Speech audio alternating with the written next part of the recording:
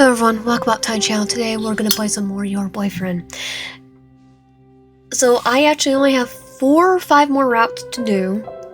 2 in the romantic, and 2 in the stranger route. There's no more in the abusive route, because I did check. There's only 2, and we already did both. And I mean, I could always see what would happen if I just do the let the timer go out and all that, but the forest route is after the bear trap route. I did take a look multiple times, looked at the video it was uploaded for it, and it basically did bear trap route. I did the exact same thing as they did, and can't get the income because it's been changed. My life has been chaotic. My family broke into another fifth drama, so I left the nest and ran straight to college. I got an apartment and a job, but even that has become unbearable. Working at the local Greasy Spoon Diner doesn't pay its best, obviously, so finding a roommate was my only recourse to being able to afford an apartment. Now my roommate is always bringing some dropout into the apartment for late night steady sessions. My sleep schedule is a wreck, and on top of that, the rent is late. I heard once that if you become a roommate with a friend, you won't stay friends for long. In my case, my friendship is strained with my friend making excuses to why they need me to cover their half of the rent. I think Lucy was not your friend, our friend though. Kind of a stranger because we don't have anything in common with them. With her. Thanks to that deadbeat, I'm working harder just to scrape by every month. Picking up a second job will drive me to an early grave at this point. There's people who do have full-time jobs. 2 full-time jobs, 3 full-time jobs, and they're fine. The park gives me a chance to have some much-needed alone time. The part of the park in particular is my favorite because it's untouched by obnoxious family members and college jerks. The only people who have come here are the groundskeepers. Even then, they only come by in the morning. Close my eyes and rub my face and breathe out the tension from my body so that I could enjoy the peace and quiet. But then I feel someone sit down beside me. Startled, I turn to the face the interloper. Whoa, hey, take it easy. It's just me. The stranger says, trying to keep me from leaping too far high off the park bench, which I probably would. Unless I was just really, really tired. Probably had an asthma attack, had a couple of Red Bulls, and an hour. Probably was like, huh? You're a jumpy one, aren't ya? Scooting awkwardly towards me, a shy smile creeps over his face. I feel my eyes on him like a hawk, unsure what his intentions are. Not once do his unblinking eyes stray from mine. So, are you waiting for a family member or a friend? It seems kind of odd for you to be sitting here, all alone like this, and so far away from the jogging track. A chill runs down my spine, across my arms, over my chest, and slide myself away from him, perching closer to the edge of the bench. Does a sane person walk up to you out of the blue and start asking such questions? No. The stranger picks up on my unease, refraining from moving any closer towards me. Crossing his fingers in between his legs, he smiles warmly. I mean, you don't look like a groundskeeper, or one of the old people feeding pigeons after doing Tai Chi. I would still feed the pigeons if I didn't do Tai Chi. I was old. So watch him fight. Pigeons are weird. I'm just getting some alone time to myself. Things have been pretty intense lately. It's like he wants to wrap his arms around me in comfort, fingers twitching. Look, I know this is sudden. Very sudden. But may I have the pleasure in taking you out to dinner? Yes, Peter. Can I have the pleasure? Never mind, he's weird. I can't tell if it's him being socially awkward or eccentric. What? Why? Why is he interested in me of all people? Well, I'm your boyfriend. Isn't that why you're here?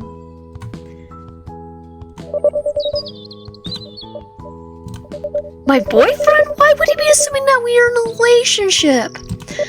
The stranger sits patiently, waiting for my answer.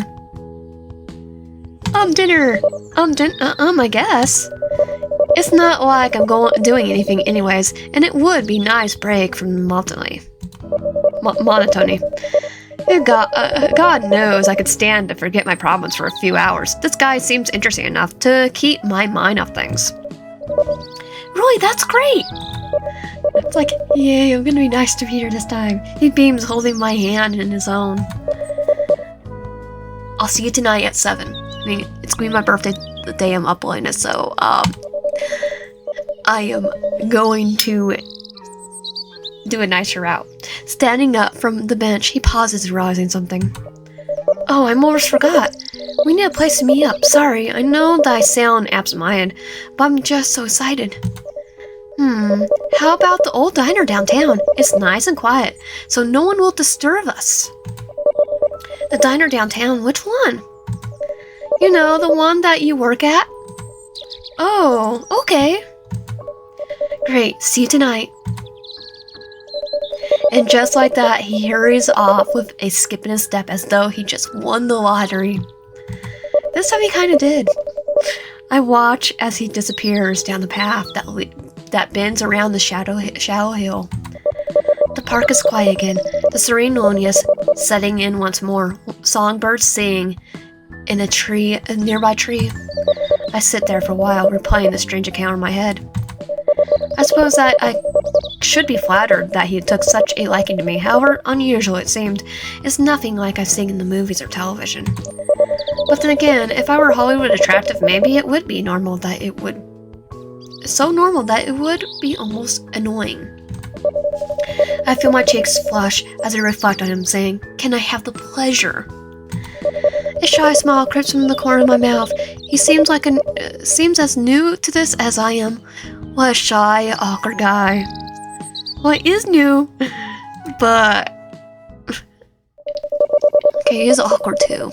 The birds stop singing as I feel a knot grump in my stomach.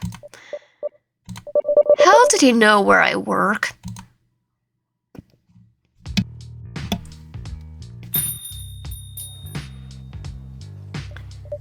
"7 p.m.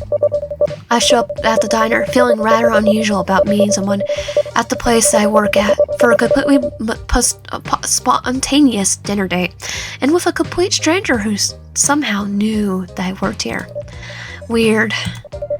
The diner isn't busy tonight, which is unsurprising, even though I work here. The diner isn't my first choice for dinner. Maybe he was another customer that I had never paid attention to. While I work, I let my mind drift, and after a while, I go on all about it. I don't really pay that much attention to the names and faces, even if they are regulars. Maybe he was one of those regulars, building up his courage to ask me out every day, but eventually losing his nerve. It's kind of cute thought, though. I consider if it would be wise to encourage him.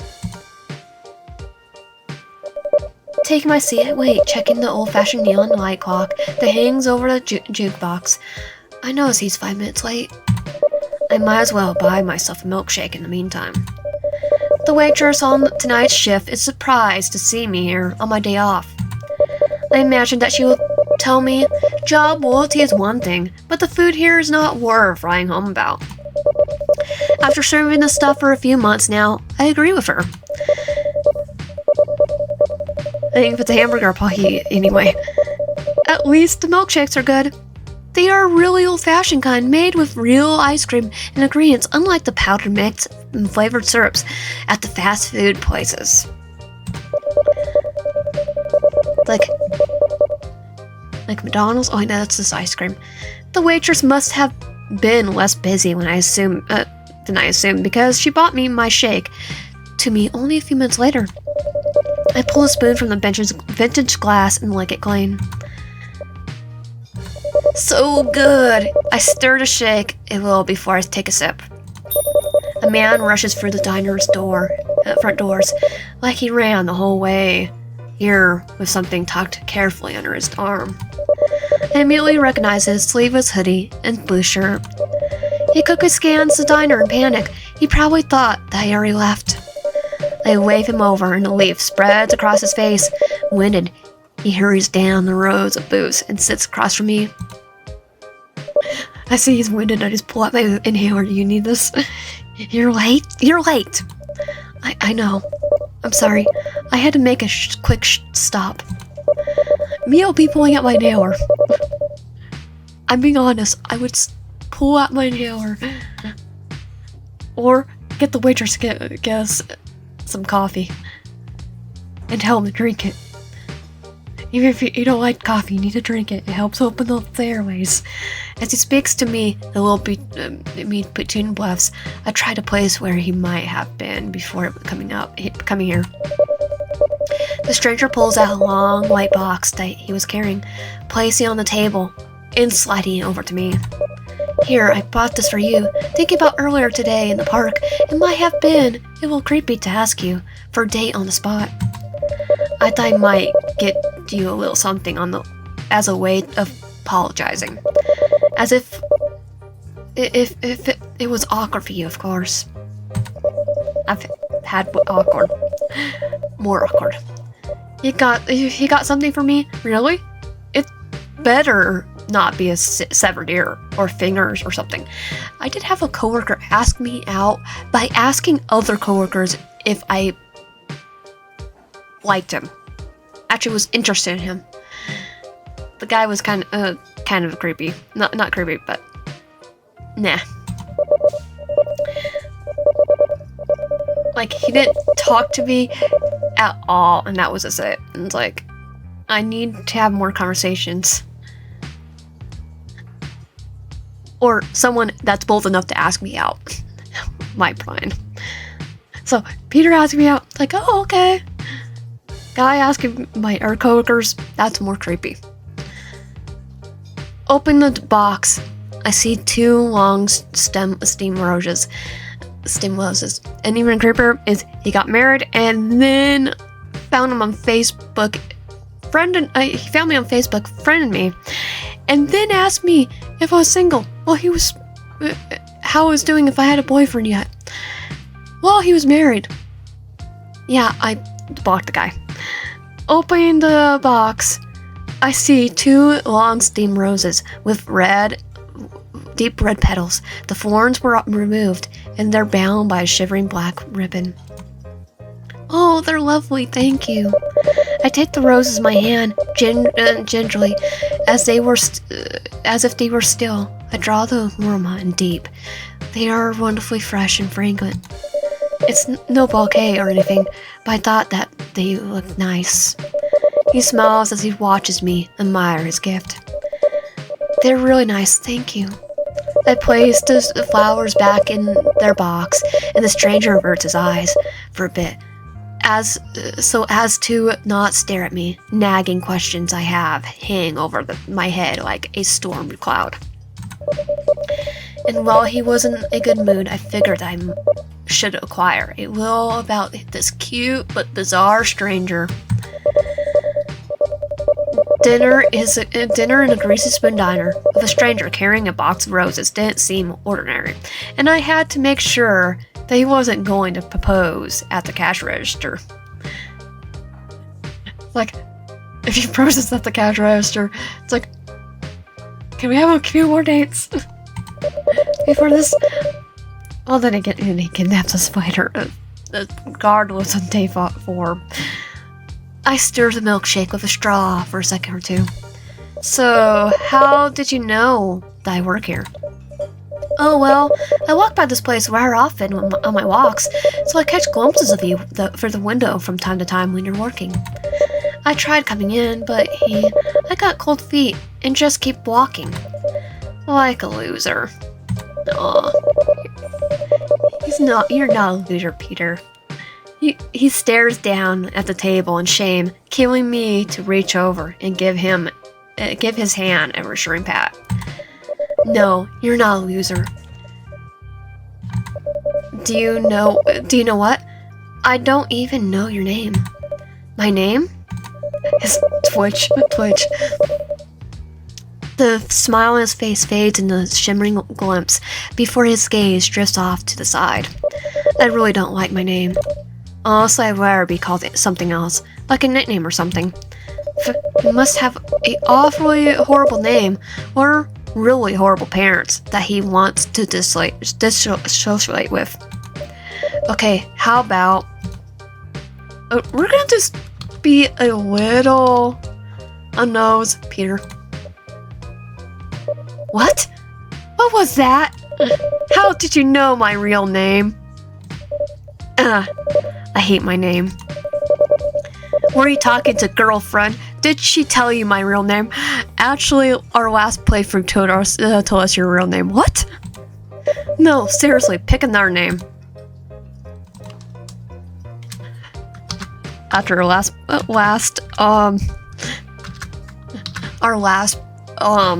playthrough told us your name, Peter. How about YB? He seems pleased with what I came up with, despite how silly or tacky it might have been. Yeah, that's much better. Honestly, thank you. I assured him with another gentle squeeze. The expression of disgust instantly evaporates into delight over his new name. Wow, I didn't realize until now, but he seems really beautiful blue eyes. The vivid color left me taking their deep hue, not noticing I was staring until he cleared his throat.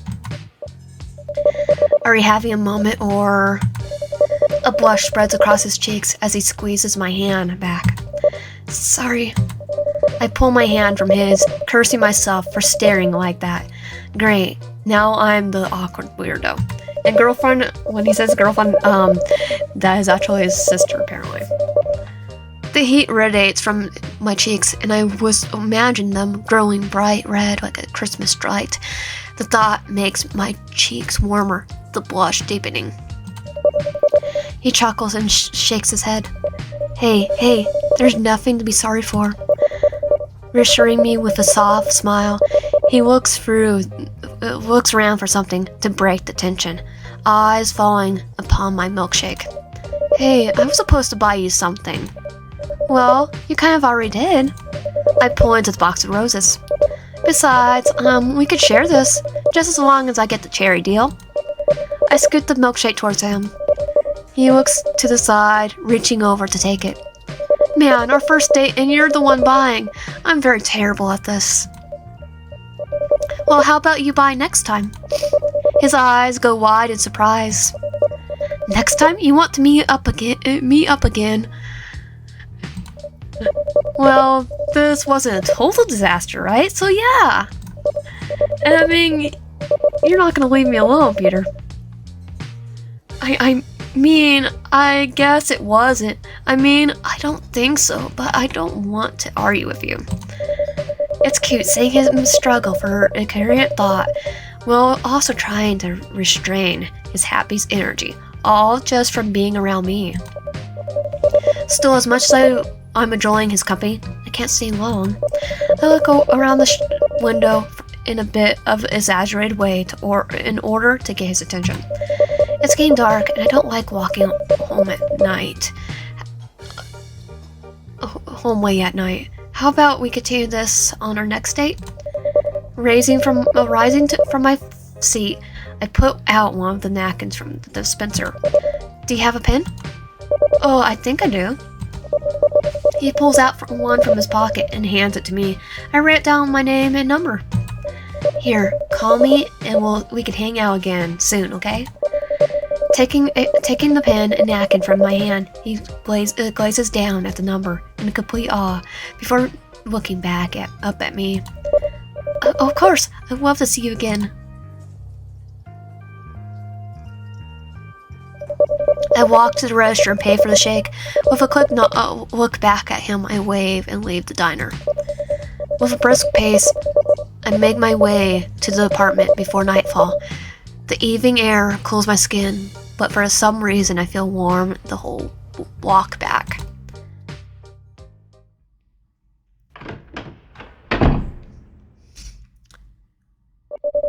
I'm falling back in my apartment, quietly walking to my room so that I don't disturb my roommate. Judging by the thumping, they seem to be having one of their study sessions. I wish that they would be more quiet. I have to live here too. I don't bother to turn on the lights in my room, and I flop face first into the mattress, limbs spread wide. Letting out a long, loud groan that made the couple next door pause for a brief moment, I roll onto my back and stare up at the ceiling. Despite having so many other things on my mind, my thoughts never stray far from YB. Yay, we're doing the more romantic one. I'm gonna try. So far, I'm gonna do the kiss wounds one. This time, so looking over the box that's still in my hand, I open it up one more time, pull out a bundle of roses, and smiling a little, drawing in their sweet fragrance again. I hope he calls soon. I was gonna do more than call. Because it's right there. Okay, onward to day 2. So, Ryan, did you have a nice time with YB? Don't answer that. It's time to get up and face another day.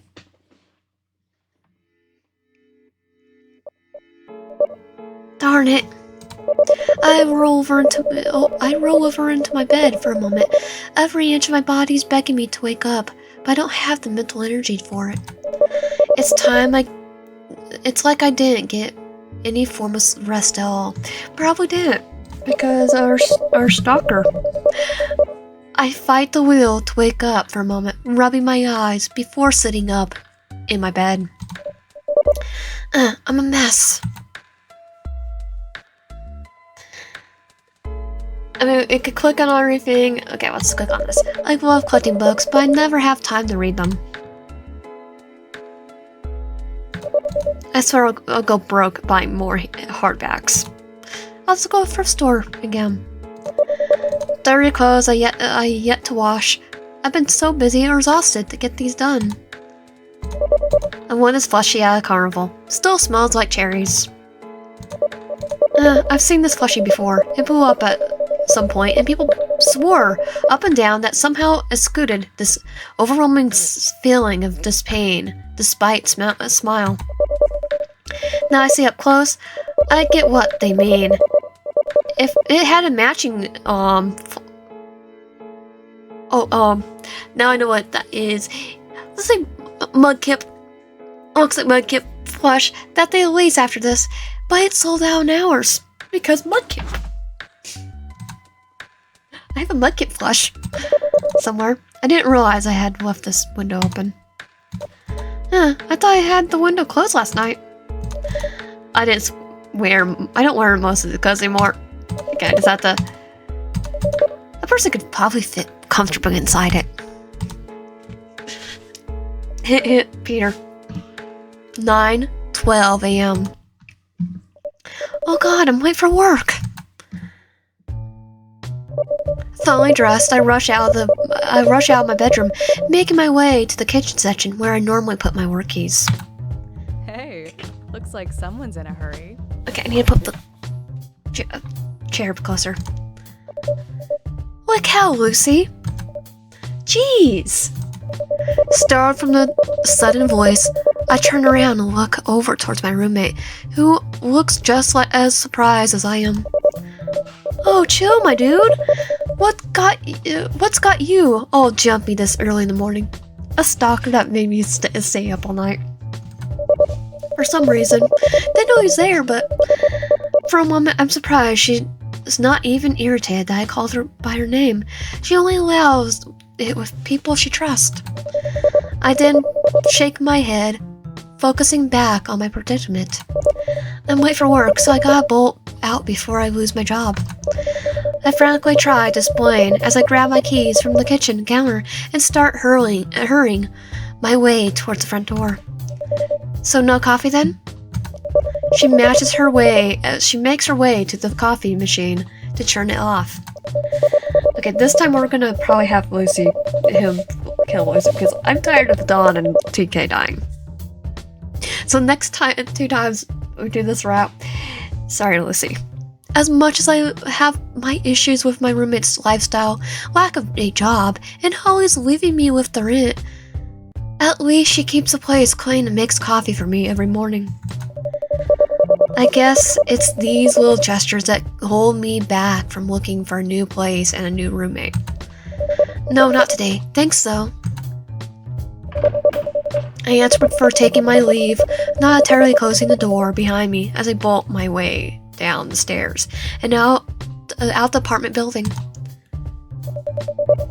Great way to start a new day. At least I'll be seeing YB today, so that's something on the upside.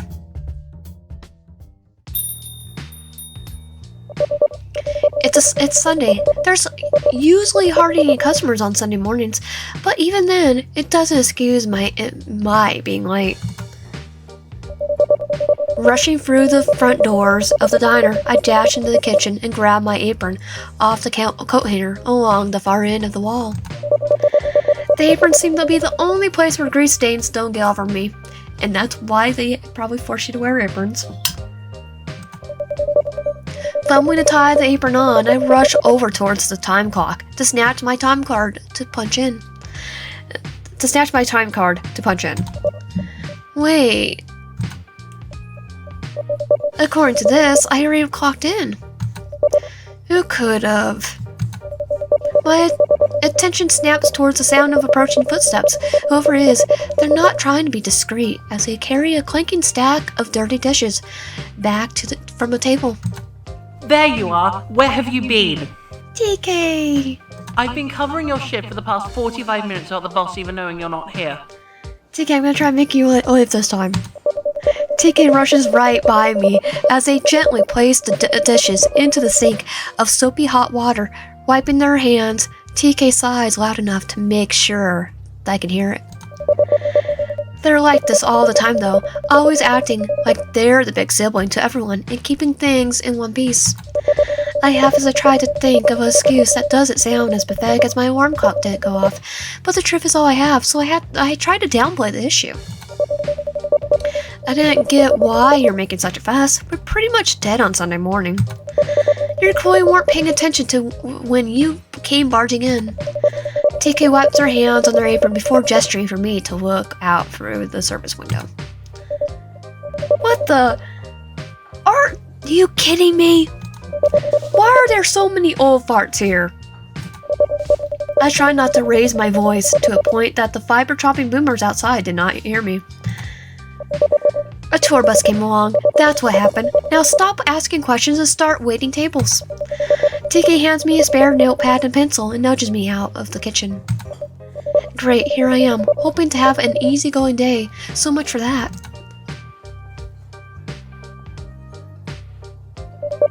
The breakfast crowd is rough to say the least.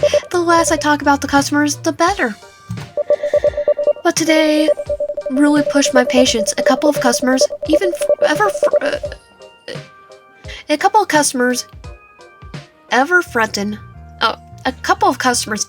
threatened to refuse to pay for the breakfast because it was slow and they didn't get their coffee cups filled 5 or 6 times. I had to smooth things out with a smile so sugary sweet that would have given them a cavity. Luckily, I have a bit of charisma and have been able to smooth all but the toughest of customers. Sometimes it's just easier to give them a IOU, saying that their next meal is on the house. If they really are that ticked off, they leave quickly and never come back, and we don't lose money. It's a win-win. Or they do come back and demand it, and the waitress on duty goes, "What?" It's just strange that some of the worst customers are the oldest. I guess you don't have much use for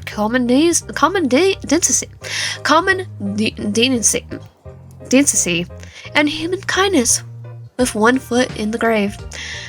I mean, there's some that are mean. There's some people that are younger that are mean, even meaner. Such a hassle. Eventually, the crowd starts dying down, most leaving to do some sightseeing, others staying in order to or more coffee or lunch. At least these are the kind of customers that mind their own business and are more focused on eating or talking. Staggering into the kitchen, I let out a long sigh and rest against the wall, finally able to take a moment to relax. I know you want to get off your feet, but you missed a table. TK sneaks over to my side, giving me a gentle nudge before pulling back out the dining area. I roll my exhausted eyes and look over towards them. Can't you do it? I don't feel like having some Karen throw their eggs at me again. I just look at the Karen dead in the eyes and go, you waste your food.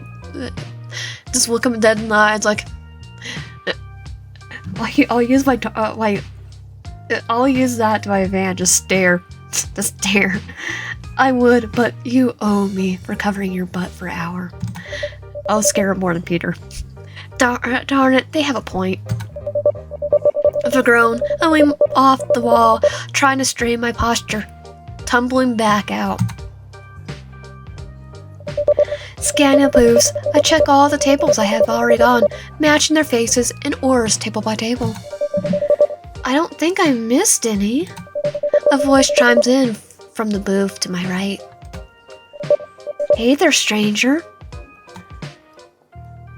Hey, I was hoping you'd show. Oh, I'll do this one. I did a kid's one last time. Oh, thank God. I was hoping you'd show. Today has been insane. I've noticed. He chuckles, looking around the area. When I saw the place packed to the brim with people, I figured I'll wait outside until the crowd died down, and get the chance to give you a break. Well, you're a lifesaver. I sign and leave, taking off my apron. Honestly, I didn't think things would be so insane today. First, my alarm clock didn't go off. Then I owed TK my hours since they cover my shift most of the morning, and my feet are already killing me. Well, I'm happily whisk you away from this place and go somewhere less crowded. I'll even carry you if you like. In a couple of days, I'll also kidnap you and take you by a cab until you don't have to work. Type thing, too. You're gonna charm me like this the entire day? I certainly will try. He gives me a wink. Folding up the apron in my hand, I can't help but look away, feeling my cheeks go bright red and warm. You look cute when you become bashful.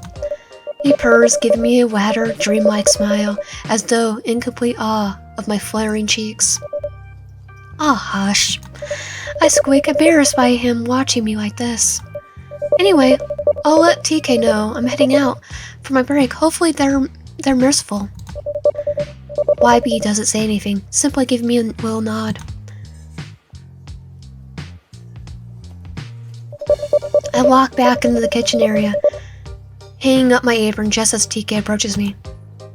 Oh, and who was that? They take a glance at the dining area before returning their attention to me. That's my boyfriend. He's my boyfriend. It's crazy because we barely met yesterday and he's asked me on a date, right out of the blue. They didn't seem to respond well to this, as they give me a little frown. That's rather quick. I've heard of quicker.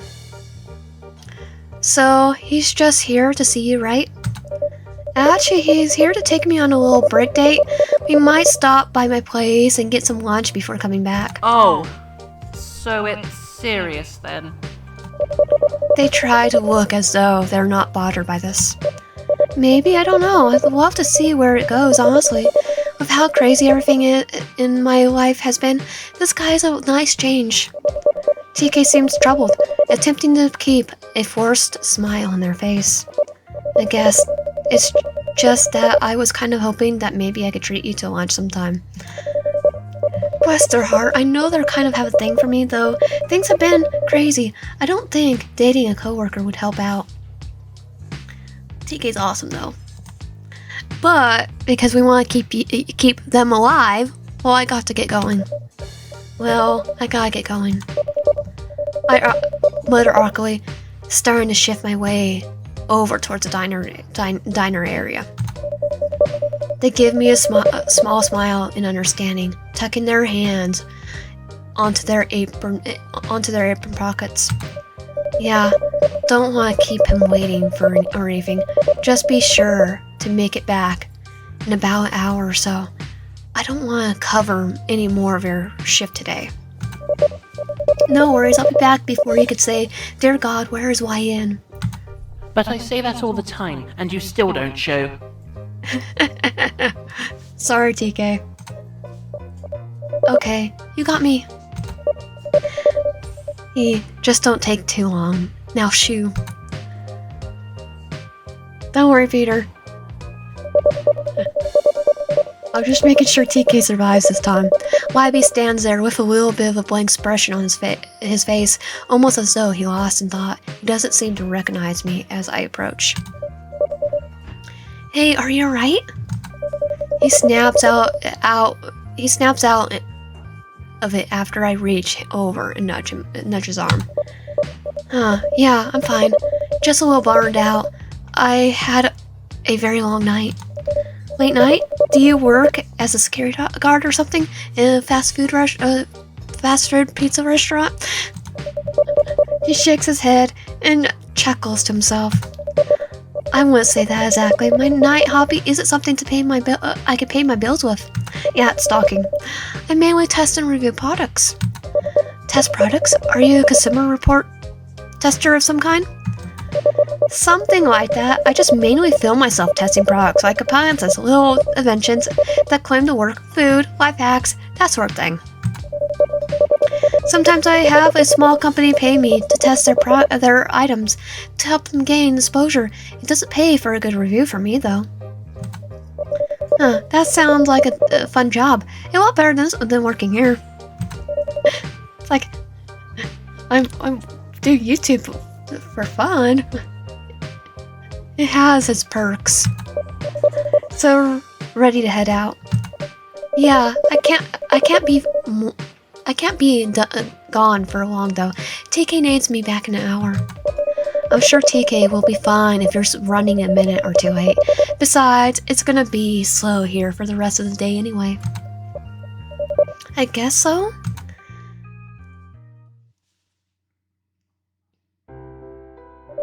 Here we are. Don't think I'm the kind of person that will just let anyone in during a second date. Of course not. You're clearly a person of class, though it does explain why you're dating me. Oh, because you gave us no choice. Essentially. I roll my eyes as I reach over to unlock the door. Hey, you're the one who asked me out. You're just lucky that you were too cute to turn down. And if I turned you down, you'd still stalk me. I feel his warm hand rest against my lower back, and my body trembles. His gentle touch slowly trails upward. His tender caress makes my body burn. I can't help it. You're far too irresistible. Hey! None of that in the hall. Oh, hey, Don the party paper. Startled, I spin around from my apartment door. I could feel that my cheeks are still flush against YB's touch, and I try to compose myself. Jeez, you scared the crap out of me. YN, I didn't expect you back so soon. Shouldn't you be at work? You know my work schedule? He's the stalker. My landlord looks so cranky as ever. I am. I'm just taking a small lunch break. It's only for an hour. The landlord seems unfazed by my excuse and quickly turns his attention towards YB. And you are? YB, I'm YN's boyfriend. YB says unwaveringly, and clearly irritated by being interrupted. Yeah, boyfriend, sure. I'm gonna say, is Don also, self-aware too? Because maybe he knows that Peter's been stalking me. YB continues to glare at him, but the landlord, completely disinterested by the lackey stranger, turns his attention back to me. Anyway, I suppose you could guess why I'm here. I groan as I turn to lock the front door. Yeah, I know. I'll talk to her when I see her later tonight, okay? If you see her tonight. You can't keep covering for Lucy like this, YN. Look, I appreciate you killing yourself to keep a roof over her head, but this is getting out of hand. I know that I'm running out of excuses to defend my roommate, but my mind keeps searching for them. I stop messing with the door lock before I realize I've been playing with my keys to keep from facing the landlord. I feel like a child being scolded. I'm an adult, so I had to act like myself. I hang my arms to my side, trying to hold back a sigh. I turn my attention back towards my landlord. I know. I know you know, but I had to put my foot down, Lion. She violated her contract one too many times. But think about yourself. She dumped her half of the rent on you, leaving you to work triple shifts at a dead-end Greasy Spoon diner. Listen, I admire your hardworking person, I do. I get that you're trying to be charitable, and you don't want to be mean, but you can't kill yourself like this. She needs to go. I'll look into finding a new roommate. Another roommate. I mumble in my breath, completely defeated. I'm so tired of trying to defend her, so I'm twice as tired from having to cover her half of the rent. Alright, that's good to hear. I'll start terminating her contract.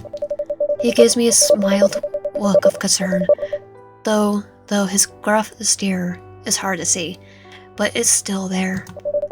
Listen, it's rough putting this all on you.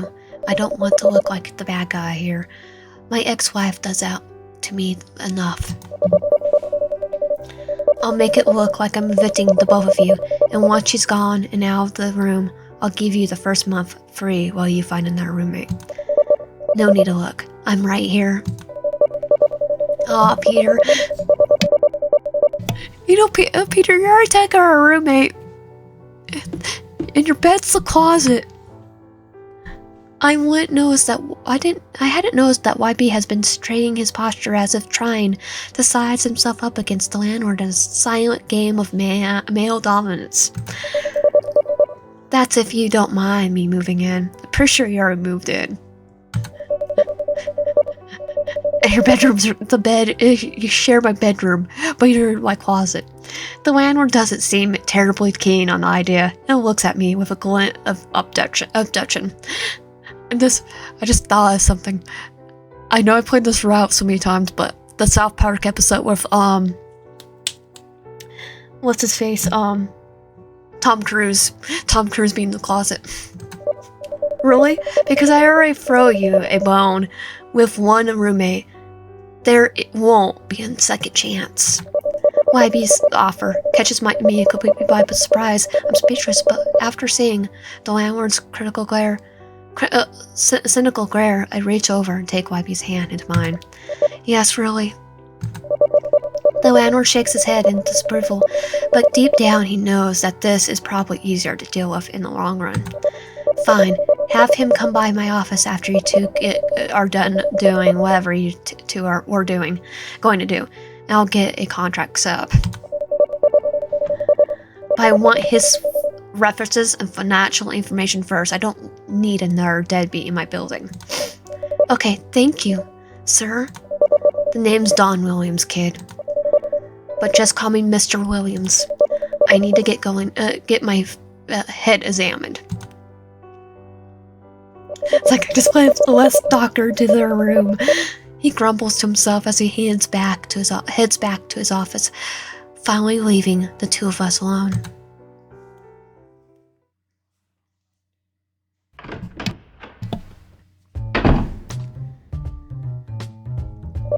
Well, here we are.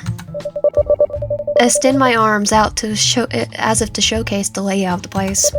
Walk in. He scans the apartment, looking rather pleased with what will likely be his new living space. Oh, it's not his new living space. He already knows the layout. Not bad. Not too bad at all. A little bigger than my apartment, so this is an upgrade for me. I mean, it's bigger than his room, but not his house. He looks back towards me and clears his throat. Hey, sorry for putting you on the spot like that. I didn't mean to butt into your conversation and deem myself as your new roommate. It's fine, certainly. Makes things a lot easier for me that you have a decent job.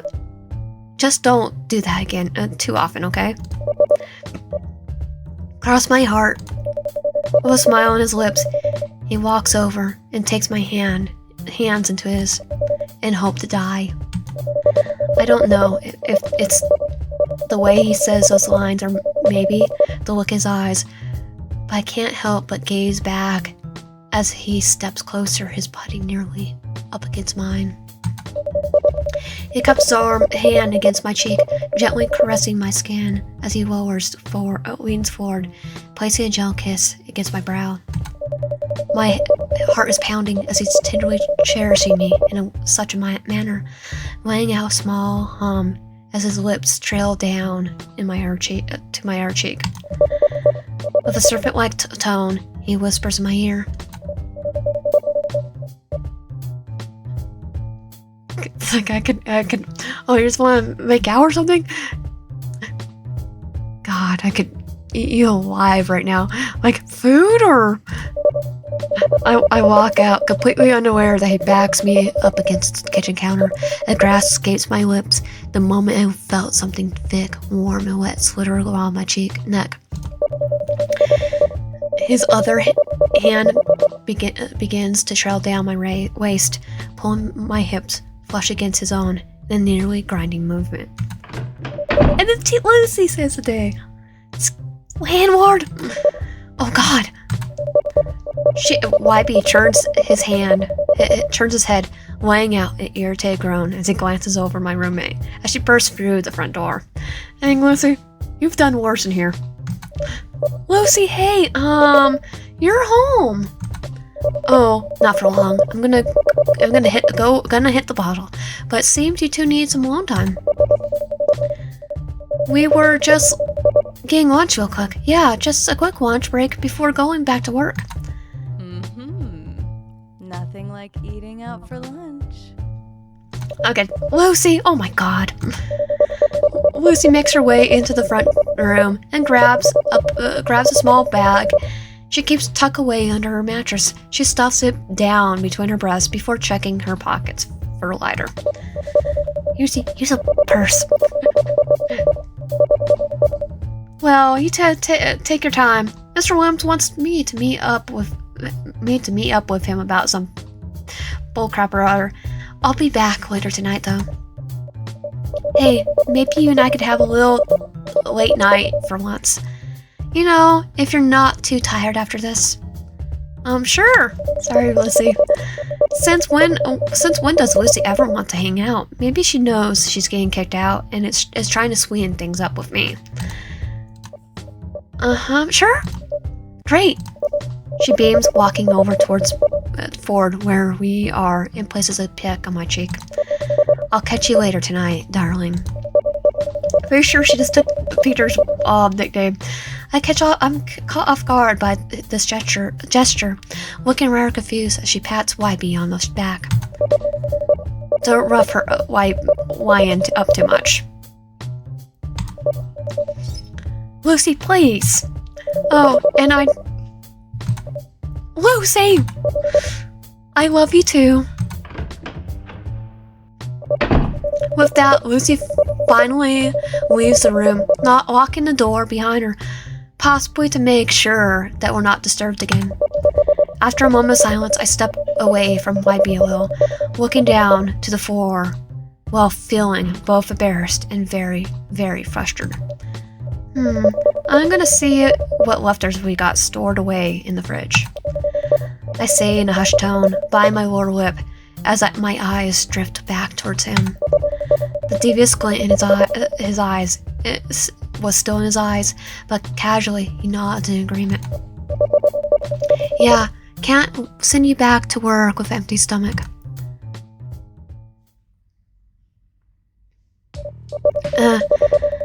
Why can't the rest of the day be like this morning? The moment I get back from lunch, this place is as dead as my dream job. TK walks up, dressed in their casual clothes, and hands tucked away in their pockets. They yawn as they see me approach. You already clocked out? Yeah, I'm ready to go home and die. Oh, don't do that. I still need your help tomorrow. They chuckle, holding open the door for me as we both take our leave.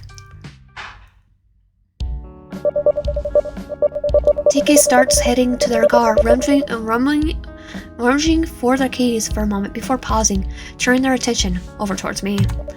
Hey, can I talk to you about something? Sure, what's up? They hesitate for a bit, looking off to the side as they muster the courage to speak. About that guy, YB, I know I have no place to say anything, but I got a creepy vibe from him.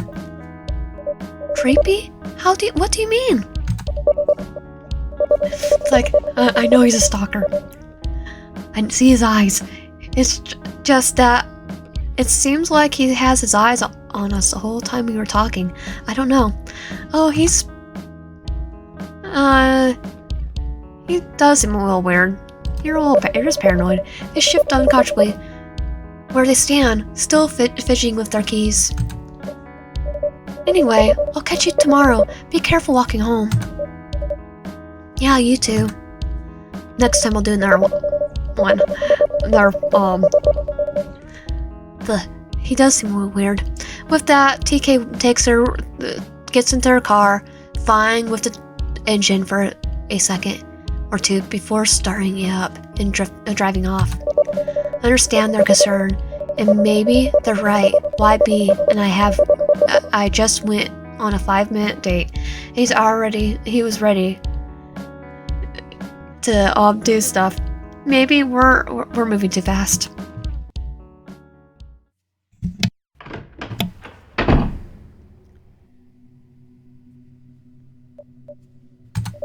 Lucy hasn't come back home yet? Lucy hasn't come back yet? Odd, she normally told me at a reasonable time. Well, normal by her standards anyway. Guess I shouldn't be surprised that she isn't back yet. Closing and locking the door behind me, I don't bother turning the lights as I shuffle my way to my room in the dark. Open the door to my room, I reach over to flip on the light switch.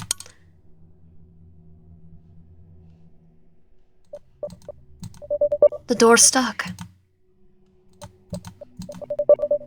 Oh, Peter's already in there, that's why. Yes, my random collection of books I collected over the years. Who keeps opening this? The person in the closet. Oh, darn it. Did Lucy forget to pay the bill, our utility bill too? Setting up my things down on my bed, I feel my way out of my room, looking around the inky void before me. I think we have some candles someplace somewhere. What? Or who did I bump into? Lucy, is that you? Whoever it is, they stayed quiet. Mr. Williams, are you in here? I whisper again. My heart races faster as silence only grows. Someone wraps their arms around me, and I feel something like a wet cloth covering my mouth and nose. I try to break free, but they don't loosen their grip. Oh God, I'm starting to feel drowsy and weak. Who's doing this? Why? A chill runs down my spine as I feel something that feels like a kiss against my cheek. Then I hear a familiar, seductive voice whisper in my ear. I'll see you tomorrow, darling. What is he? on to day 3.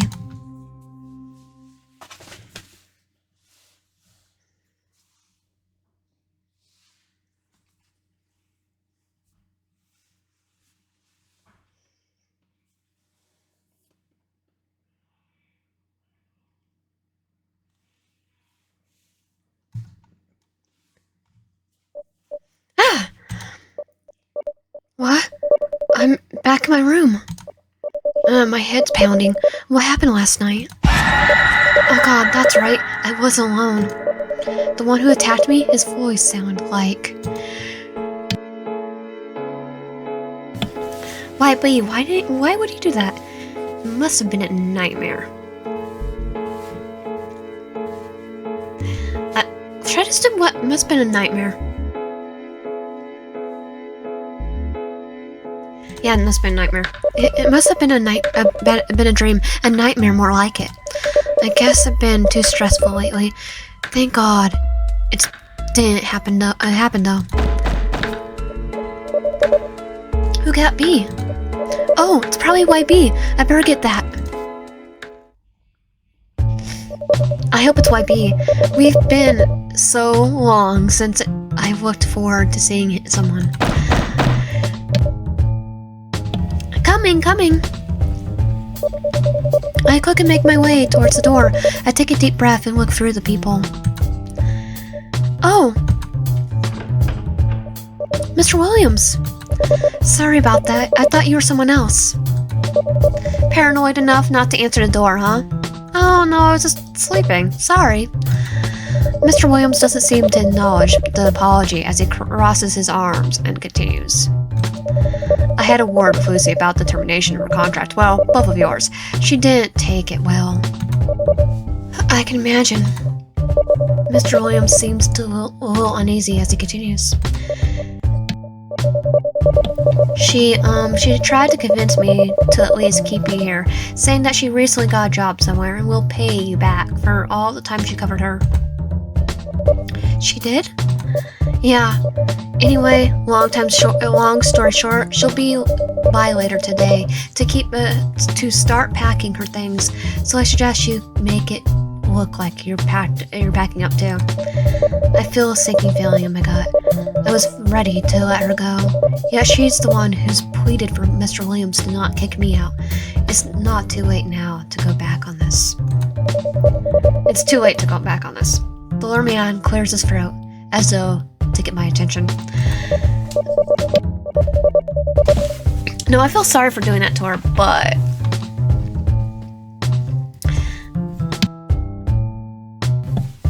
we already had so many deaths with Dawn and TK, and she's the only... it seems to be the only way that she dies is in this route, so... I swear. Unless you do, or you tell her.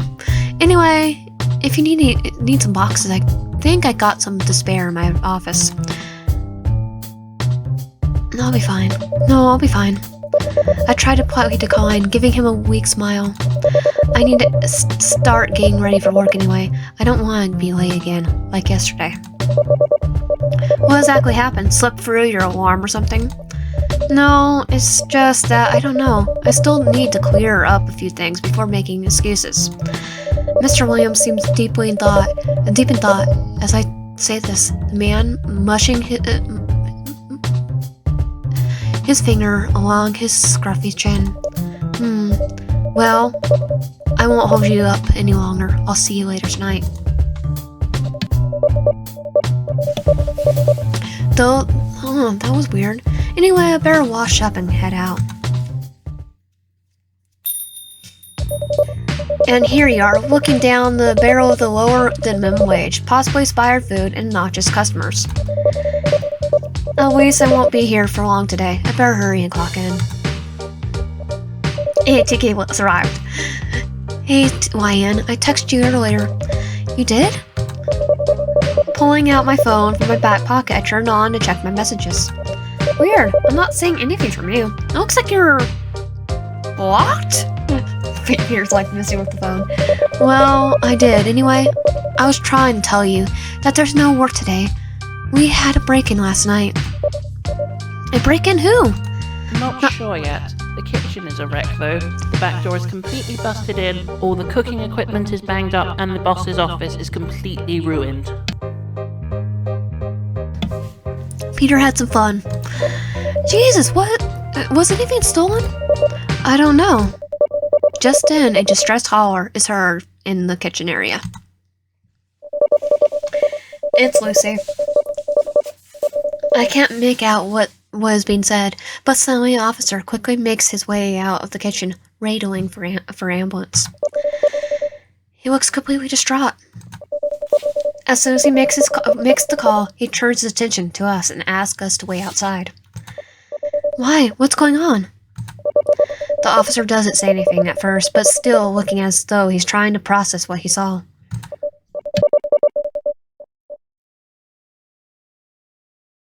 Please, we found a body locked in the freezer. Was it your dad, Roy? He finally managed to explain.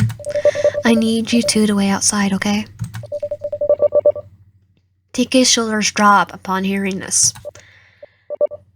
A what? Wait, outside, please. Is all he mutters. He doesn't seem to have any energy to free himself.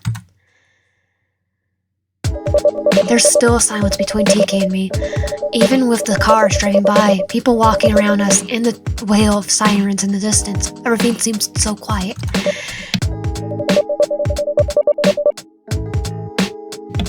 Christ, now I feel so bad for wanting a little more excitement in my life. You and me both, TK. You and me both. You and me both.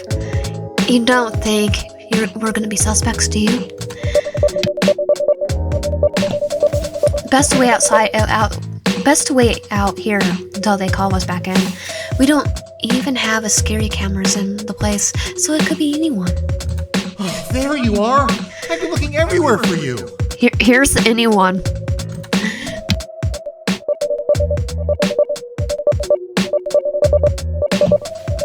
Oh God, you had me worried sick. Are you right? What did they say? If they blame this on you, I swear to God, I'll... Peter, you're already telling us that you murdered people. With that line. No, I'm fine. No, I'm fine. It's okay. It's all just hard to grasp right now.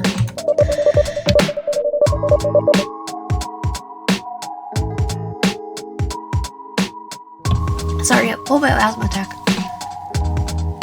YP's expression of great concern slowly fades to annoyance as he glares over at TK. Why didn't you wait outside like I told you? I didn't want them dealing with this. Well, excuse me, Your Highness. I had to be brought in for questioning and get my alibi straight. Besides, YN wasn't answering their phone. Probably because you blocked them, probably. Probably. YB, you were here earlier? Yeah, I wanted to get you breakfast before you went to work. He says between gritted teeth. But it looks like someone completely forgot to tell you about that. There's been a break-in and a bloody body in the freezer. There's a lot more going on right now besides your damn breakfast date.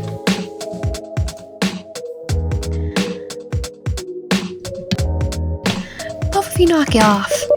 Both of you knock it off. And they do. TK and YB are both startled by my outburst. I'm sorry. Same, things are just crazy right now, you know? I get that, but you two are the one... But you two trying to one-up each other isn't making me feel any better.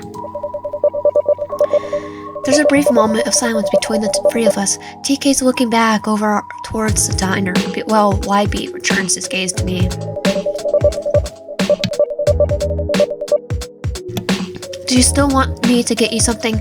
I could grab you a coffee and muffin while you're waiting. Reaching into my pocket, I pull out some cash and hand it to YB. Here, should be enough for the three of us.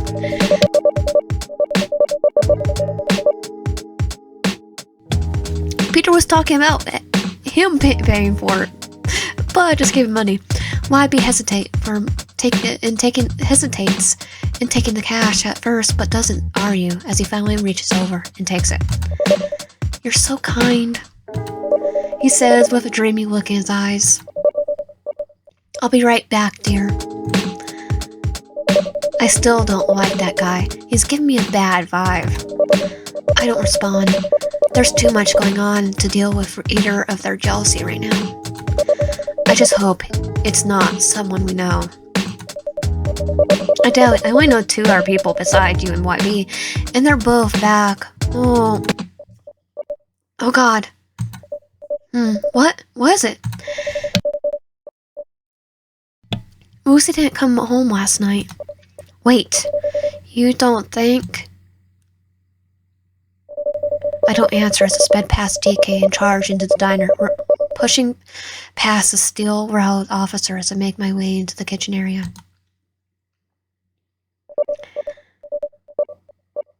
Oh God, please no. No. I feel someone pulling me away from the scene, verbally demanding I keep my distance. No, that's my roommate. That's Lucy. I'm dragged back into the diner, TK coming to my side, attempting to calm me down. My outburst caused a scene. There's more questions than intended after identifying the body. I do my best to give as much information as I can. I don't know anyone who might have done this to her. Oh, I do. We all do. I mean, Lucy was always with a questionable cloud, but I never saw her doing anything that might get her killed. Thanks for walking me home, TK. It's no problem. We're off for a while, so I'll be checking up on you tomorrow morning if that's alright. I love that actually. Thanks. TK steps closer and hugs me, their embrace tight as they nuzzle against my cheek. If you need anything, I'll be a phone call away, alright? I can't help but hug them back. TK always been so sweet and supportive, despite how many times I ignored their feelings for me. I need to make it up to them sometime. TK finally pulls away and pats my shoulder. I'll see you tomorrow morning. Try and get some sleep. We won't see you tomorrow morning. With that, they take their leave, hands shoved in their pockets and head hanging low. Because tomorrow morning we'll be stuck in a cabin in the woods 3 hours away. YB is sitting on the sofa as though he's been waiting for me the whole time. The moment he sees me walk in, he jumps to his feet and hurries over towards me, giving me a tight embrace. There you are, thank God. That took forever. I was getting worried. My grip is wary as I wrap my arms around him, not sharing the same kind of force. Today has been exhausting. Sorry about that.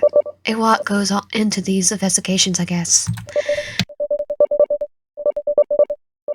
Pulling away and walk over to the kitchen area, set my keys on the counter, and see the coffee pot still has some coffee left from the day before. You know, she always saved me some if I didn't have any that morning. I know. How do you know that? What? Jeez, come in. Hey, There kiddo. you go. I heard what happened. Hey, Don, the landlord says, getting straight to the point. With his arrival, he glances over to YB for a moment and sneers at the man before turning his attention back to me. I just want to come by and check up on you. To be honest, I wasn't doing great. Life's a real mess right now. Even my boy is riled by this. It's his first murder case, after all. So he told me everything. Your son is the officer? Yeah, he and his boys were here earlier to see if they could find anything. Her room was filled with nothing but job applications, some toys and various knickknacks. Nothing else hinting at why it happened to her. So it's a cold case? No, Peter. It's the first day, it's not a cold case. YB asked, stepping closer to my side. No, not yet. They're gonna keep digging around. They better find the prick before I do.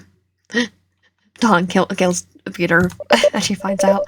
Sure, Dad. Can you go now, please? YN is clearly upset, and I don't need you around to badger them about the situation or rent.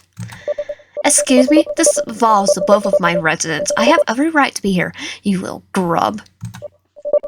Oh, that sounds nosy. How do I know? How do we know you're not the one who killed Lucy? How do we not know that you didn't? You're not the one that killed Lucy, Peter. Oh wait, I do know you killed her. You killed everyone. You've killed almost everyone here in this room except for me and you. So Dawn, TK is probably walking down the street right now, and Lucy in various routes. What did you say? Both of you stop. I'm not in the mood.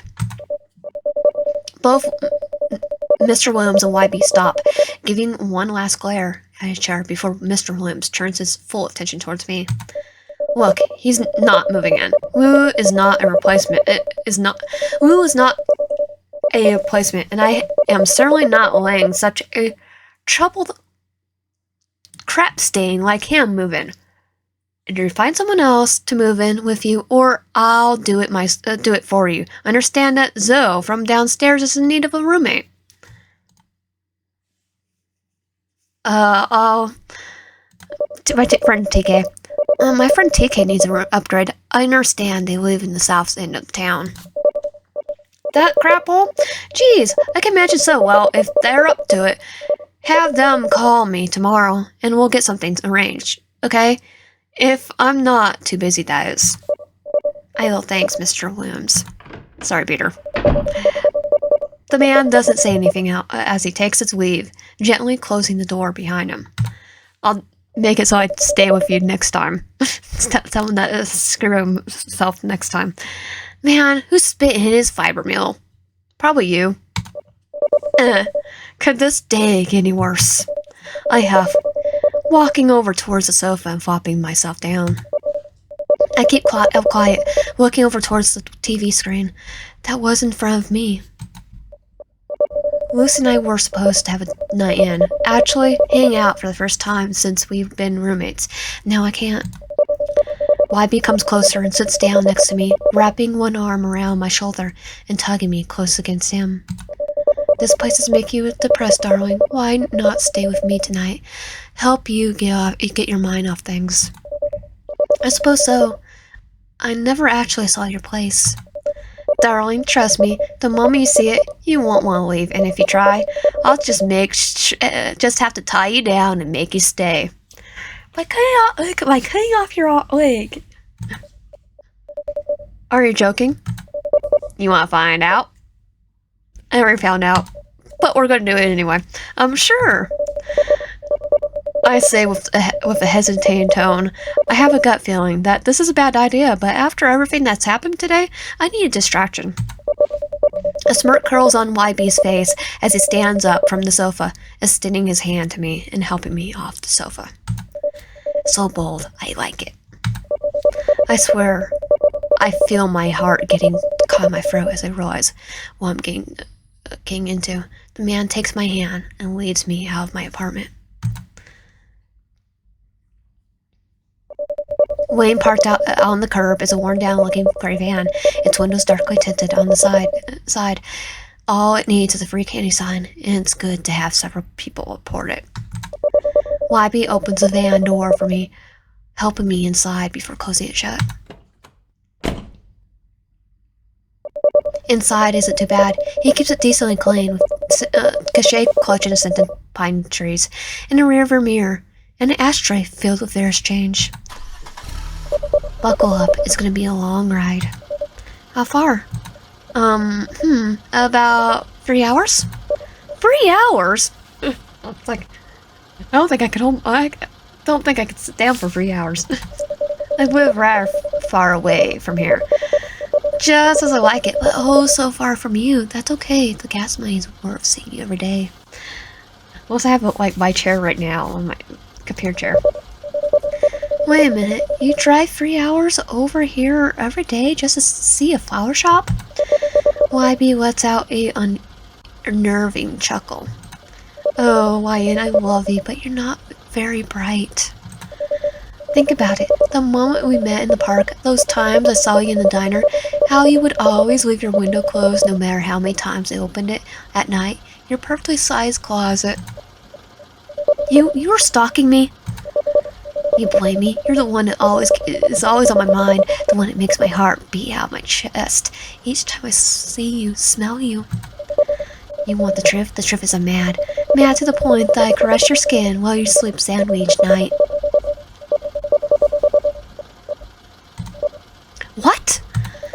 Don't you get it? I'm opening my heart to you. I'm being forward. I'm being honest. Trust matters in the relationship. And I'm tired of keeping things from you. I love you. I love you the moment I saw you in the diner. I wanted nothing more than a storm in. Though it wasn't the proper way to approach you. So I had to follow you instead. Study your pattern. Memorize your schedule. Practice what to say when you're finally alone and not working. The park was perfect. Was perfect to finally approach you. YB glances towards me with a dark glow in his eyes. Once you get in my place, I'd like to show you how much I've been dying to have you to myself. Okay. Is all I could whisper, feeling myself sink more into my seat as it continues to drive. I don't know what I'm more disgusted with, the confession of his stalker-like behavior, or what he's done to me in my sleep. The realization I find these actions of his arousing. YB seems to take my response well, as he brings one hand over, placing it firmly against my thigh as it caresses it with such a eager motion. I knew you'd understand, my love. My body shivered upon feeling his hand at my leg, followed by those words with such a seductive tone. Dear God, I'm trapped in a van with my stalker. What am I getting myself into? What is this? YB doesn't respond, simply reaching over to close the glove box back up. An important item related to an important event involving an important person. I want to dwell on it. Unimportant? What do you mean? Wait, was it you? YB doesn't respond, his eyes more focused on the road. Did you kill Lucy? He looks at me, smiling slightly, as if proud but trying to hide it. We're having a heart-to-heart, so might as well be forward. In short, yes, I murdered her. She has to go. She would only get in the way. We can't have that. His expression churns cold as he mutters the last sentence. You get that? Yes. You're a monster! I shudder as the thought of Lucy being attacked by this monster. She must have been so scared and alone. The heart racing. I suddenly grip the van door handle. The gut instinct to flee from YB rises within me. You're shaking, YN. I'm backed up against the door, away from him, trying to get as far away as I possibly can. Of course I am. You're a freaking monster. No. I'm done with your psycho butt. I can't believe you did that to Lucy, butthole. I snap and YB frowns. I was worried about this.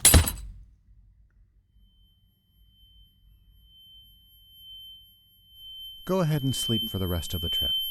We'll be home soon. Onward to day 4.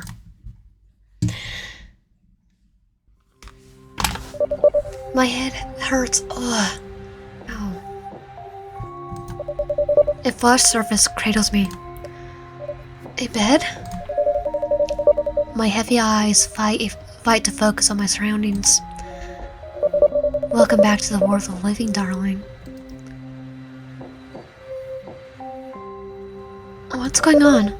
YB's there, staring in anticipation. My skin prickles at his voice as I try to move away from him. Darn, my wrists are bound over my head. I try to strain only to see them fixed on the wooden floorboard with rope. Sorry about the strains. I wanted to take the time to explain some things to you first. He looks concerned as I struggle against the ropes. I'm tied up in a strange place against my will. I gulp anxiously over the dire situation I found myself in.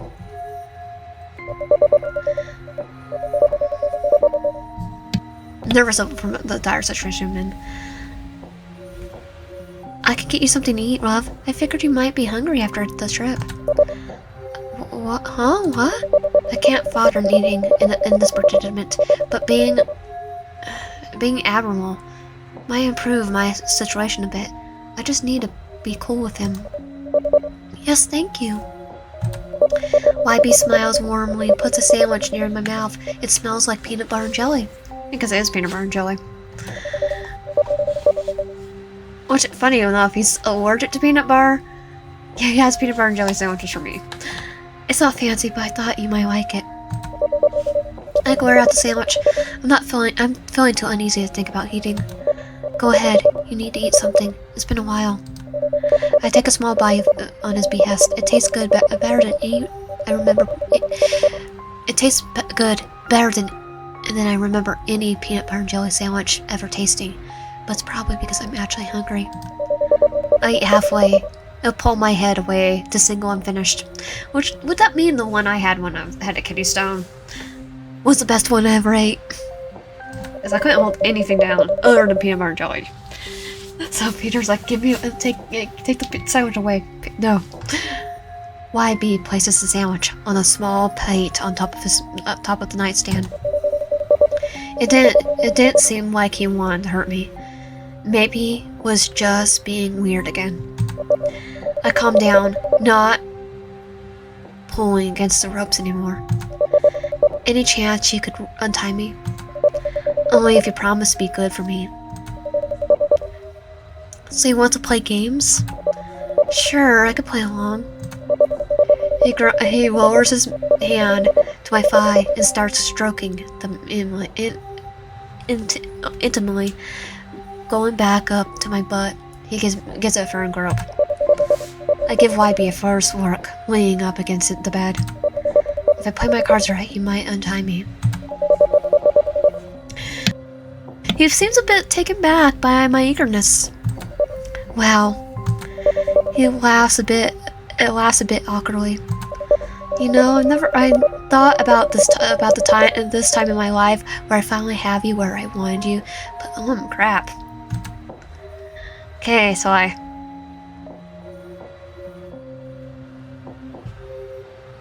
was like, please stop. Oh, let's get some. We're gonna edit that out anyway. I'm gonna have to edit it out anyway.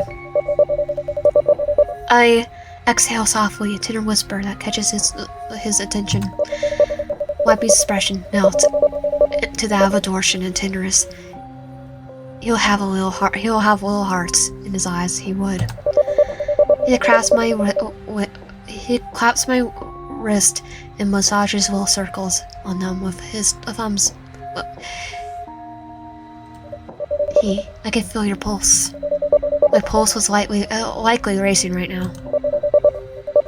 I'll take good care of you, darling. Good care of you.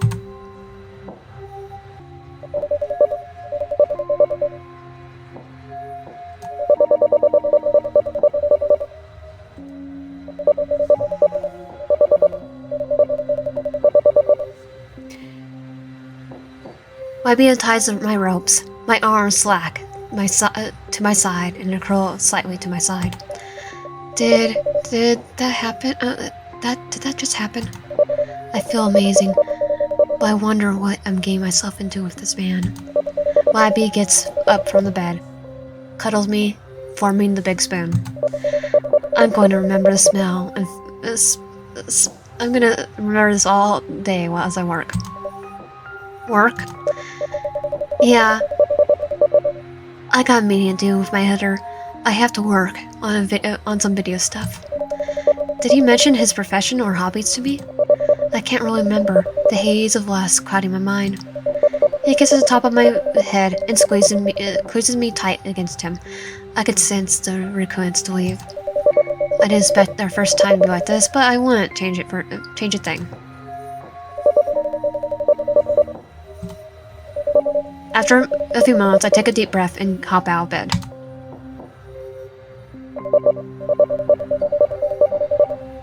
Falling alone, I take a look around what seems to be a freshly decorated room. Now what do I do? Oh, I don't need to do anything other than go out.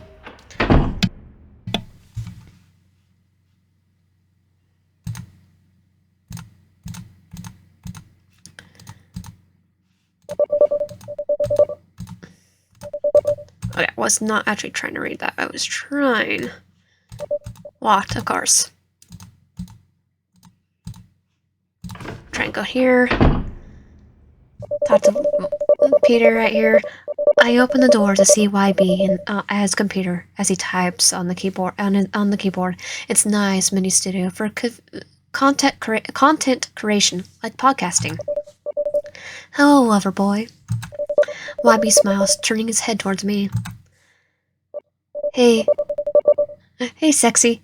Get a good tour of the house? Not yet. Yeah, it's nice. Small, but nice. I rub my arm, feeling slightly awkward and trying not to blush. I could still smell him. It's like, yeah, it's because he's right next to us. Well, how would you like to hang out with me? I need to get a meeting out of the way with my editor, but it should be quick. Editor? Editor? I don't remember if I ever told you, but I make online video reviews for various products. My editor, Daniel, cleans up the footage I send him. Nice guy. He's been working for me for a few months now. Just as long as he's been stalking us? He turns back to my monitor, typing away. It's weird imagining YB has a wife which involves other people. He seems like a lone wolf. It gives a dimension of his character that's almost endearing.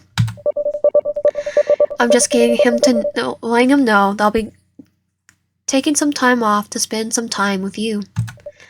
Okay, I hope I'm not distracting you. You're fine, Wyan. Feel free to lounge on the bed if you want.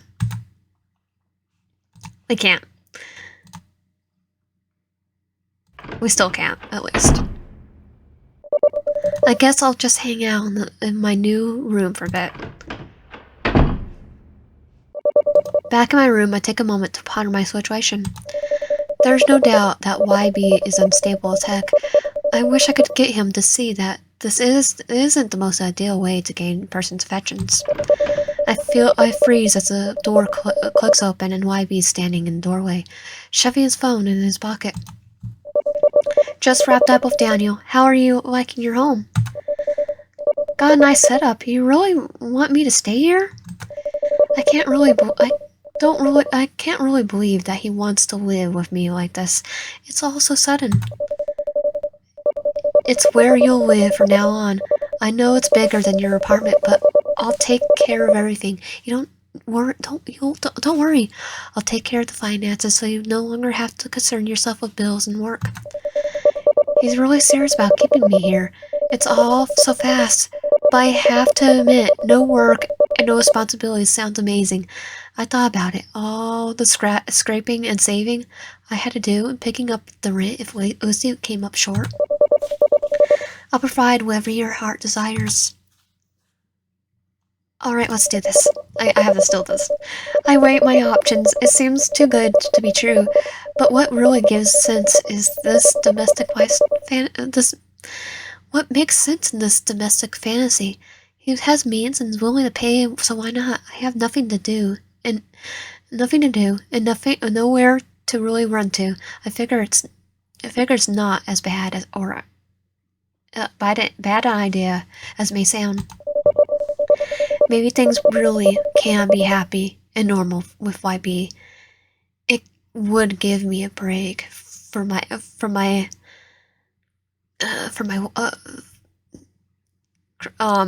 crappy wife. Alright, let's do this. He steps forward to kiss my forehead, pulling me into a hug. It's all so quick, but I believe this can work. Excellent, darling. You just made me the happiest man alive. YB picks my cheek before running out of the room joyously.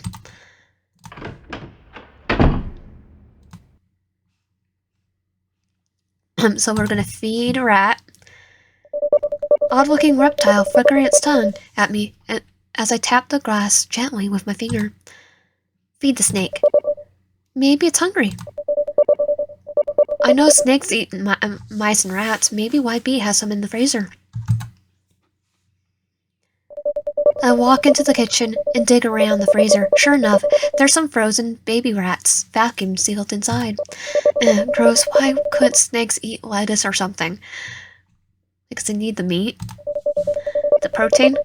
With a set of cold thongs sitting next to the freezer bag, I take a small furry nugget out of the bag and rinse it under some warm water from the sink. I'm sure snakes don't like frozen food. No. They're cold-blooded. In a few minutes, it seems to be warm enough to offer up as a weird snack. I walk over to the tank with the thawed rat in my thongs. The little snake tries to crawl up to the top of the tank. Carefully open the cover, I place the prey near the snake.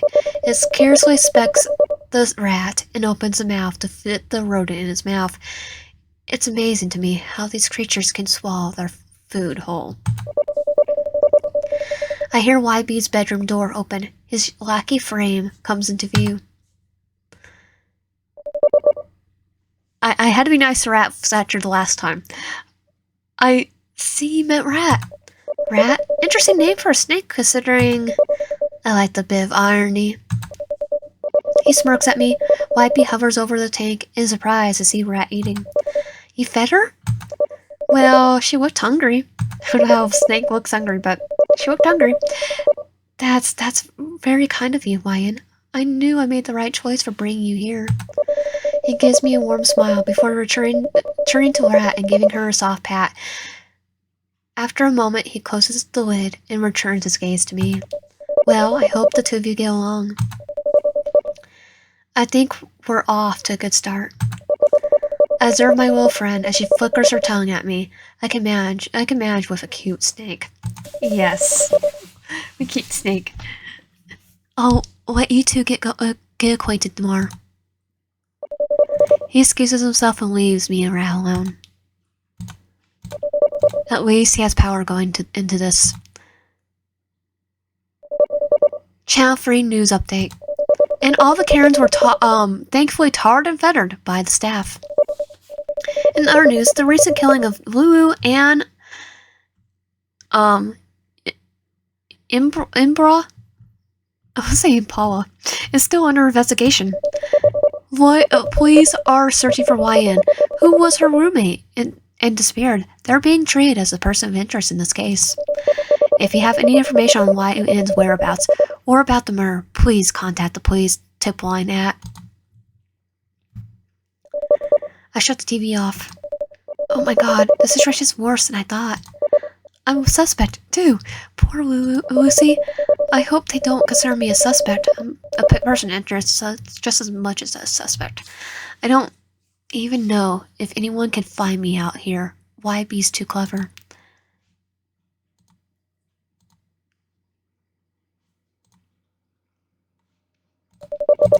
Stomach started to growl. I checked the fridge for something to eat. Looks like I can easily make a meal with what's here. So I am going to make us both a meal, because if I do anything else, we are not going to get the ending we want. It'll say we have to do all the good the ones that involve both of us. I grabbed some stuff from the fridge and turned on the stove. After a bit of prep and some hissing from the pan on the flame, the kitchen quickly begins to fill with pleasant smell. The aura seems to have lingered into YB's room, YB's, as he opens the door to join me in the kitchen. Something smells good. It'll be ready in a second. Great, I forgot how hungry I was. Finishing up, I serve up 2 plates, one for myself and one for YB. We take our seats at the table, a small table, together. YB practically salivating. It smells amazing, YN. YB digs into his plate eagerly, while I slowly eat mine. I was still a bit anxious. I pushed the contents around my plate, nibbling at some pieces. YB stops to compliment my efforts, licking his lips. It's delicious. I smile nervously. Thank you. It's not as good as you, though. The conversation drops as we both return to eating. YB finishes his meal first and puts the empty plate in the sink. He comes back to sit down and watch me eat, a loving gleam in his eyes. I'm fine. You go on ahead. I'm sure you have better things to do. There's nothing as important as you. Besides, I'm pretty much finished for the day. I eat as much as I felt comfortable eating in front of him, leaving the rest on the table. I'm going to look around the place a bit more. I'll put this in the fridge for later. YB rises from his seat. No problem. Thank you for the meal, darling. He blows me a kiss and leaves the kitchen while I ponder what to do next. Okay, we can't actually get that. We can't. And no cutlery enough inside. I wonder what would happen if we. Well, of course.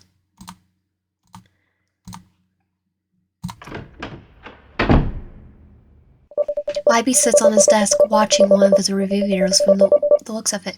I walk in and hover over his shoulder. In the video, he's going on and on about a knife set he received. He's a natural in front of the camera, talking to his invisible audience about the product and why they should purchase a set for themselves. Some people are just natural at that. I get closer to view the video, standing next to his chair. You want to watch the video with me? Watch video with me? He pats his lap violently, inviting me to sit. Sure.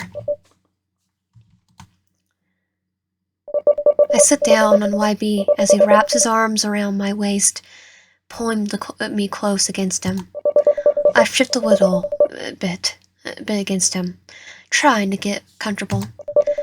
A chill goes down my body as I hear him moan a little. Hey now, calm down. Sorry, I can't help it. So which one would you like to see? The one on our delete later file? How about my top rated video?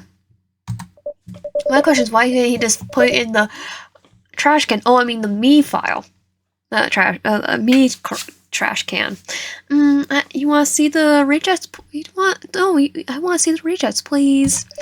I bat my eyes towards him, buttering him up. Don't witness the videos he seems ashamed of. Okay. He hesitates a bit. Take his time to hover the cursor over the folder. Are you sure? They're rejects for a reason. I know, and that's why I want to see them. I'm sure they're not that bad.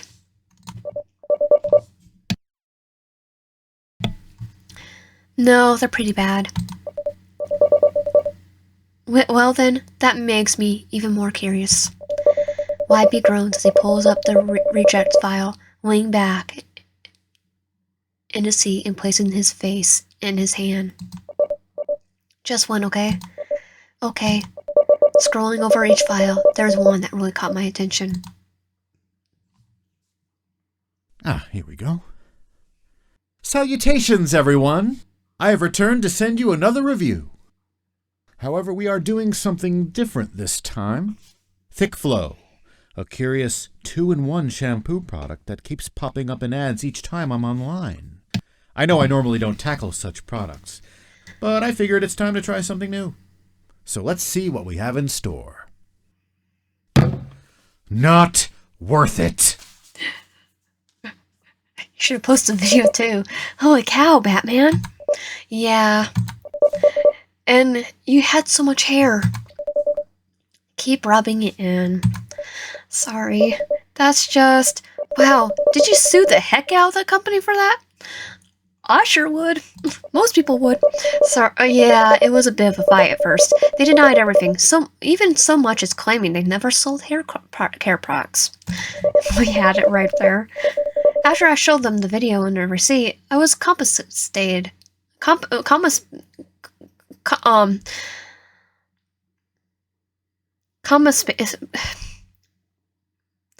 Compensated handsomely. Now, I could read it perfectly fine without not out loud. Thank God. On the upside, I was able to use the money to heavily upgrade the place, which was there was no way it would bring you to condemned shack. So was he stalking me when he had hair then? Or was this the after the fact? You used that money to make the house livable for me? Every penny. I looked around the cramped space YB had set for himself. He put so much effort into the rest of the house, gave me the biggest room, new furniture and appliances. Yet he tucks himself away in such a tiny room. I'm hideous now compared to when I had hair, so it's like the Beauty and the Beast. Don't be silly. If anything, I think bald suits you. Saying this, I placed a kiss on top of his head and nuzzled against him. YB didn't hesitate to wrap his arm around me and hug me tightly. You're too good to me, YN. Giving him his bald head a little pat, I slide off his lap. Well, I'm gonna look around a bit more. Alright, I promise I'll be done in a few minutes. No worries. God, I wonder what time it is. The fact that I wasn't even outside is completely... I can't even see outside is completely messed up my sense of how much time has passed. This place is getting awfully stuffy too. I would kill to go outside. YB appears, expression quite pleased. He walked with a bit of a skip in his step. I'm so happy with how fast you settled in. He heads towards the door, taking the key from his pocket. A rush of cold, crisp air suddenly hits me as he swings the door open. I can feel the goosebumps prickle on my skin. It's dark out, probably 9 p.m. The stars are out, covering the sky like a shimmering black veil. I'm gonna let a bit of air in, get rid of that burnt smell, food smell. He then quickly moves towards the other door and does the same. It feels great outside. He turns towards me, pocketing his key. So, I want to know if you want to take me up on my offer for tonight. Okay, I'm listening. I say, intrigued by this offer. To run away and run out and then escape. What would you prefer? A nice warm bath or some desserts under the stars? ... I'll tell you what. You go on ahead and get comfortable. I'm gonna take a quick shower. YB goes inside the bathroom, shutting the door behind himself. I could feel the water running loudly on the other side. Hey, he left his door open. Well, curiosity killed the cat. Suffocation brought him back, so they say. I just want to know what he's hiding in there. Maybe just in there with him. Why have you left his computer on?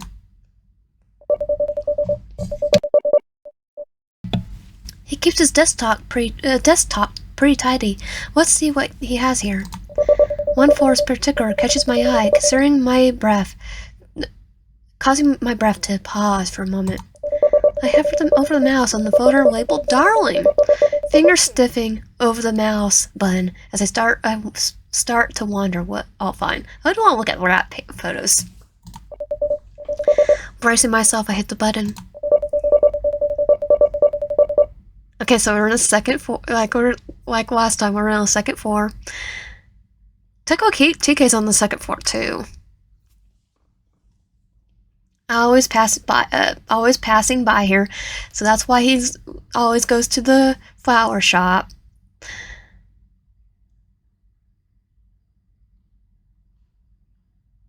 The floor pops open to shots of my body, and me in compromising positions, which probably wouldn't happen with me while I was like, I'll be like just reading a book or something. Or playing video games. We playing Pokemon. Sitting audibly. I'm getting dressed. Me undressed. Me having a long time. Which me playing Pokemon. Lovely wallpaper. Just now. Just how many intimate moments of mine did he capture? Why did we play on Pokemon? I guess it could be worse. If I felt like I had a little more time, I'd probably go through even more of his files. At least he's got a folder for the snake of his. That's kind of cute, I guess. Still isn't gonna make up for these photos, though. Wait, goodbye? What is this one about? Oh, so actually we're gonna try to go for the goodbye one. This door swings open, revealing a half-naked YB with a bath towel around his waist. I freeze. Crap, I took too long and didn't hear the water turn off. Nothing like a nice shower too. He cuts himself short as he notices me on the computer. His eyes narrow for a second. Step away from there, please. I had no words. The overwhelming fear of being caught is one thing. However, I can't help but stare at him, the red fade marks all over his torso. So many cuts. Most were old. The new ones really stood out. One over the left side of his chest starts to bleed a little.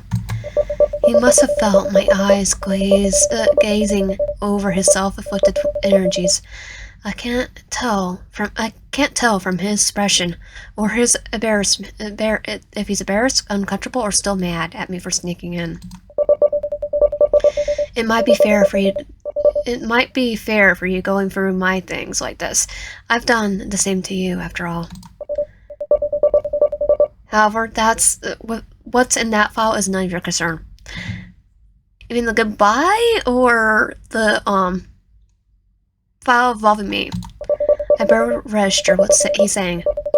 Focus instead on the raw, bloody etchings that he had all over his pale skin. Speechless, I slowly rise my hand and point to his chest, slowly beginning to drip bloody water. This is nothing. Nothing? God, he's such an awful liar.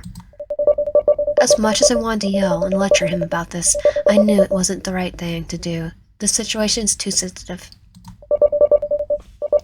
Not even considering his computer, I stride stride towards YB. Ryan, please. Shh. I begin to trail my finger along his older scars. How long have these been here? He flinches a little at my touch, his hesitant hand gently taking hold of mine, but not making any attempt to stop me. Eventually my fingers trail on the fresh ones, a hesitant shape, a fresh one, a heart shape, carved bigger than the rest of his body. Why? Because I'm a coward. A coward? I've been following you for so long. So many times I wanted to tell you, so many times I wanted to confess, but each time I got cold feet. I can't believe what I'm hearing. Each of these tally marks, each heart, I had to flesh out the pain in my chest, the shame of failure, a reminder of how pathetic I truly am, and not having a spine to finally talk to you. 5, 10, 15, 20, 25, 30, 35? You're hurting yourself because of me? No, not because of you, but for you. This is not your fault. This is my punishment for being so pathetic. And this one? I asked, pointing to the fresh cut over his chest. This is for making it this far. Don't worry.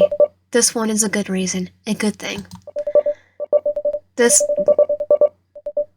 wasn't good. Or healthy at all. I knew he was deranged and assessed, but this gets it better. I couldn't help but smile, though.